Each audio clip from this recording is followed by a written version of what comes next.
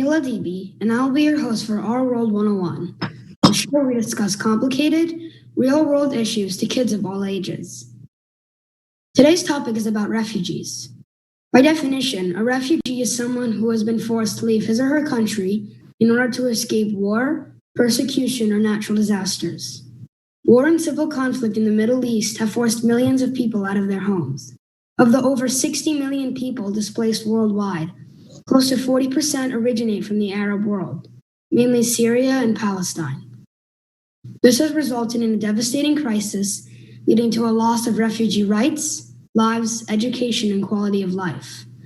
Talking on our show today about refugees is David Broida, who is a volunteer for an organization called HIAS, and he helps refugee families in Philadelphia. Let's also welcome Syrian refugee Moumena Saradar, who is now a guide at the Penn Museum educating hundreds of visitors about Middle Eastern history. Thank you for being on the show today. Thank you. Thank you. On a personal note, I became interested in learning more about refugees after volunteering with Mr. Broida and helping him deliver items to refugee families in Philadelphia. So thank you, Mr. Broida, for the inspiration. Well, I'm glad to have you on our team. Thank you. So I wanted to start with you, Mrs. Saradar, since it is impossible for us to comprehend the adversity refugees had to endure in order to reach America. So tell us your story of how you arrived here. Thank you so much for having me.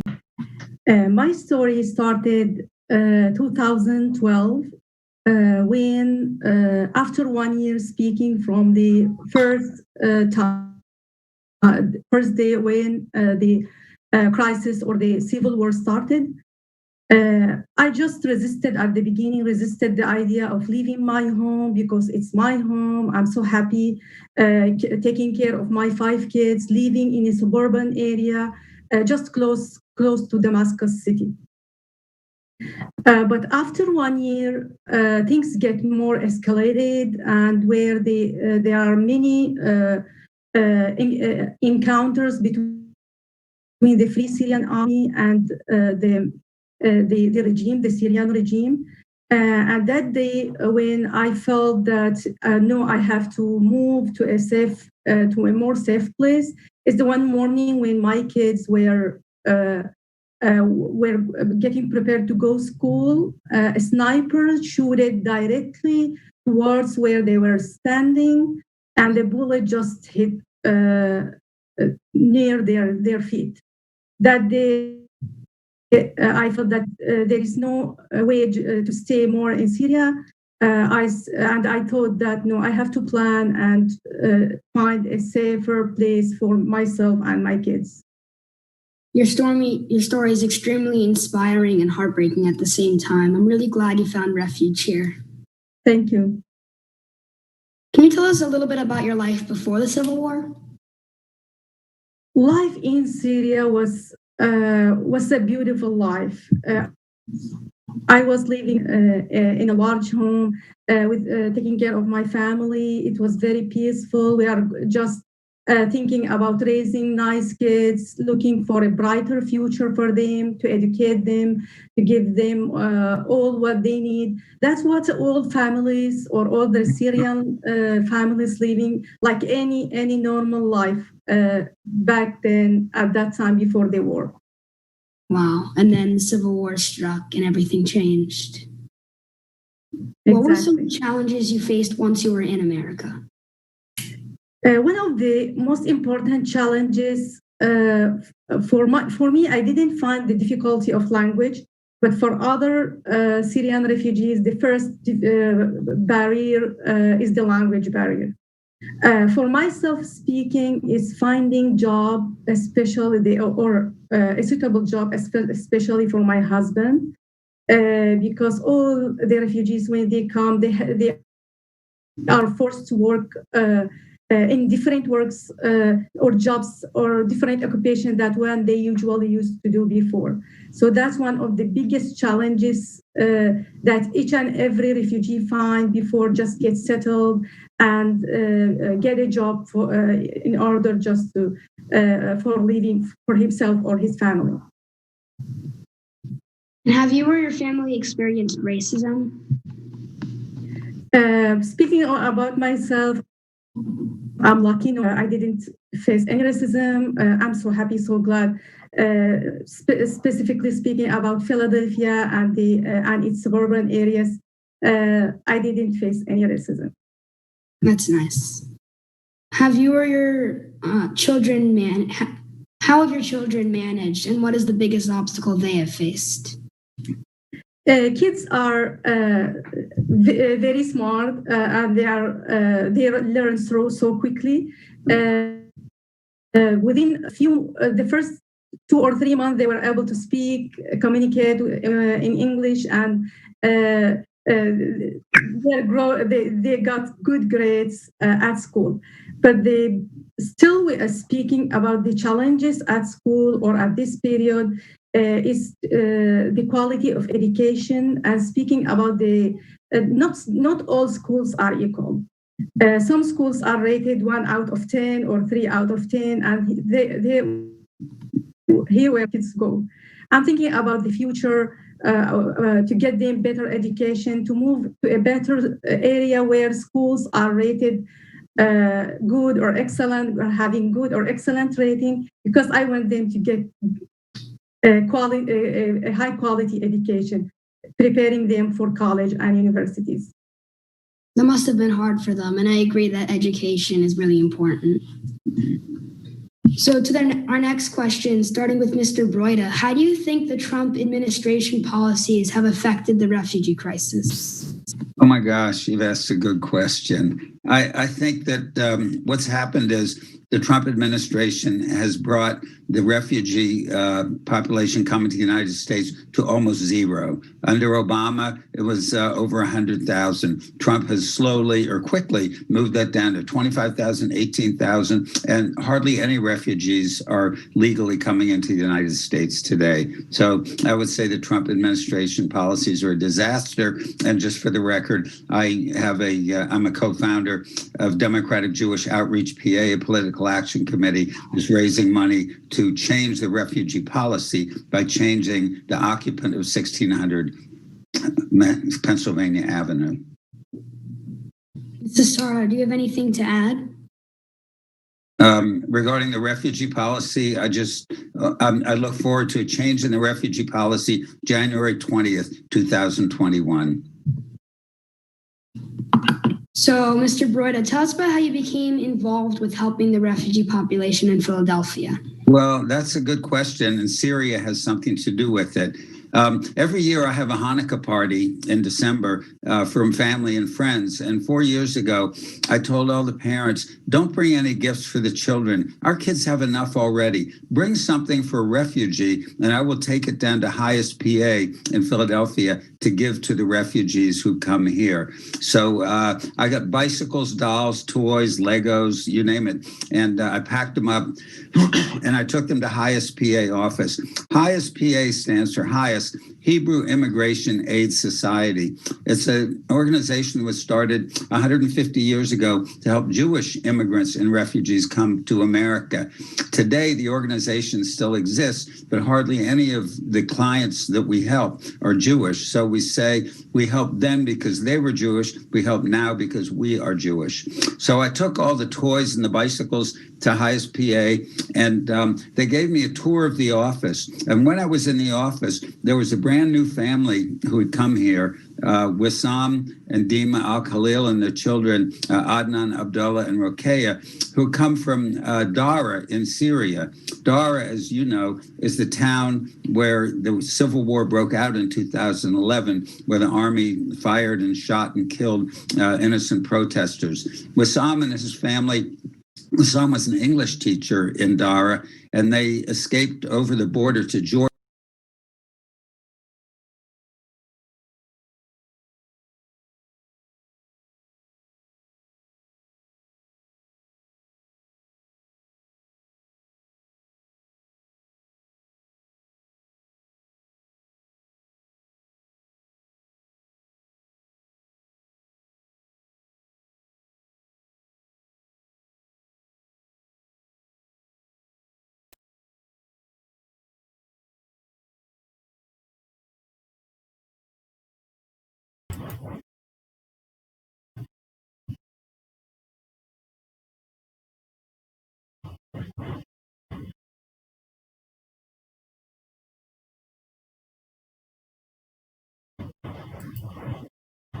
them with the citizenship process, and I look forward to attending their citizenship program.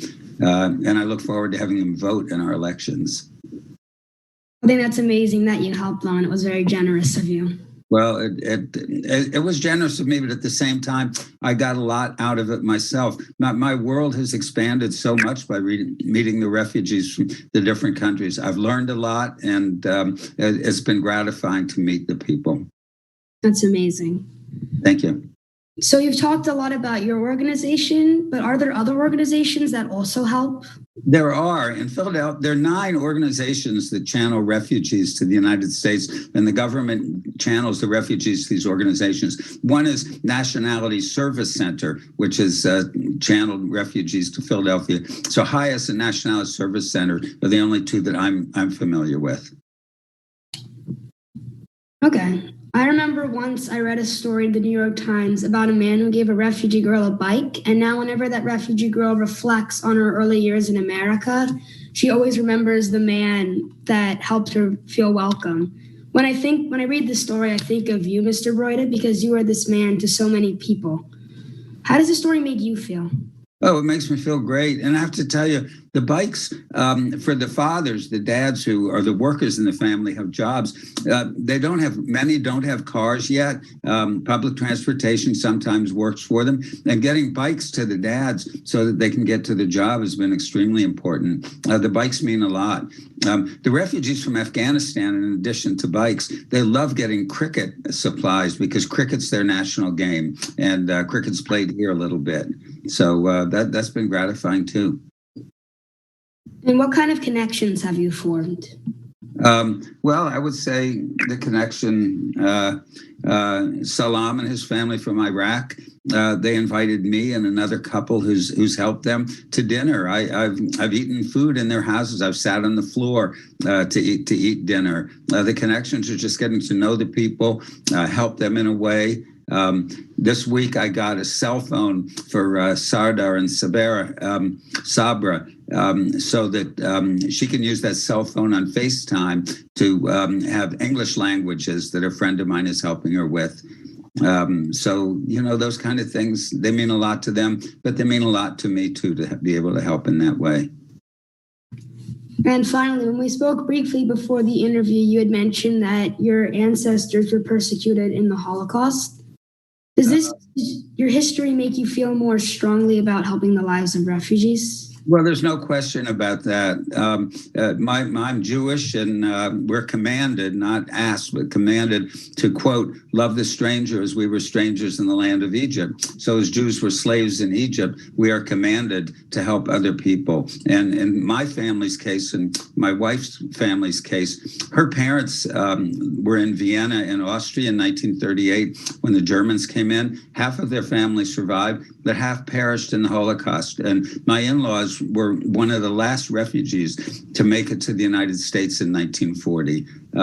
It was not easy for them. And my family also, some of them were able to come here. My grandfather came here in 1904. He went back to Europe several times, 1919, 1930, 1936, and he brought some of our relatives back here. So saving relatives from the Holocaust has been an integral part of our family history, and honoring those and remembering those who perished is also important. So I would say, I would say that our experience in Europe is very similar to the experience of many refugees who come here now, especially the Muslim refugees in Myanmar, the country of Burma, who've been persecuted by the Buddhist majority there. That's ethnic cleansing, it's genocide, and it's the same thing that my family and my Jewish people experience. So helping others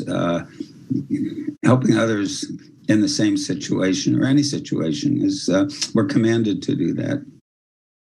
It's amazing that your family history and religion help make you feel more passionate about helping other people. I think that's right. That's a very articulate way of putting it, Daniel. Thank you. So, Mrs. Saradar, in recent years, there has been an increase of xenophobia and fear of foreigners. Is there anything you feel we should know about the Middle East that the media does not portray?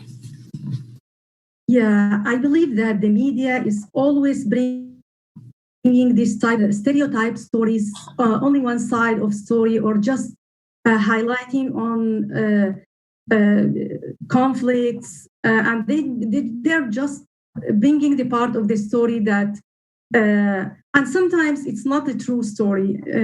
That's why when every time I give a tour at the Penn Museum, I try just to highlight this kind of stereotype stories and inform them that the Middle East or the people living there, we are similar. We share everything with all humans, and there is nothing to fear about or just get this type of untrue stories about.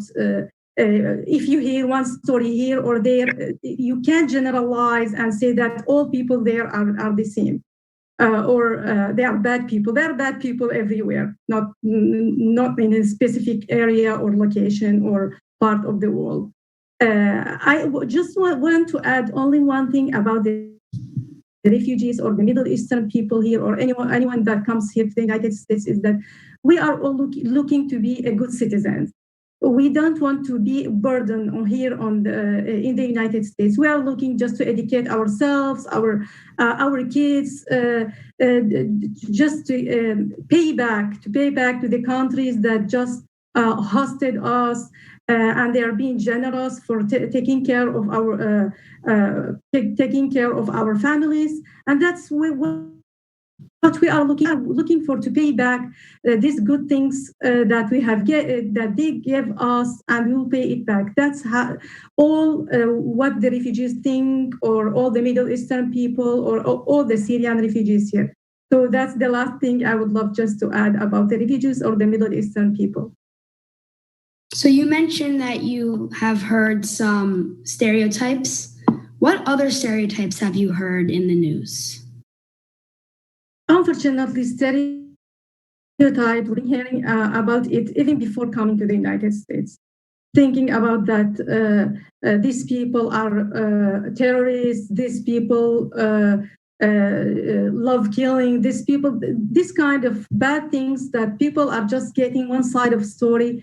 And when I meet people, honestly, when they start speaking to me, asking me about things, getting some about the facts, that not all what you hear from the media or all what you get, it's only one side, or sometimes it's not the whole picture. So you're saying that the media only captures one side and not the full point, not every point of view. Exactly. So, Mr. Broida, is there anything else you feel that we should know? No, I'd just like to add one more thing about Syria for your other guests.